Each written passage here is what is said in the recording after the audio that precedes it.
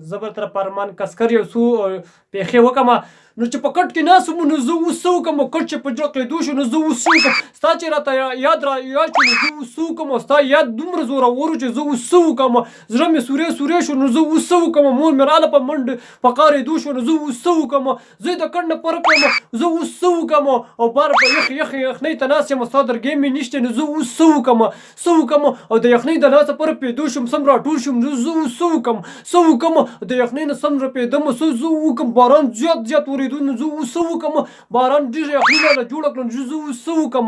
چې کور ته رالم بېرته پوره کړم مور مې نو زه اوس څه وکړم؟ نو چې تا یاد راته په یو شو نو یخني رانه لاړه ورکه شوه نو زه اوس څه وکړم؟ چې ته نه نو زه اوس څه وکړم؟ او چې ته رالې نو زه اوس څه وکړم؟ او ته چې په کوم ځای کې وې نو زه اوس څه وکړم؟ او ته چې په کوم ځای کې نه وې نو زه اوس څه وکړم؟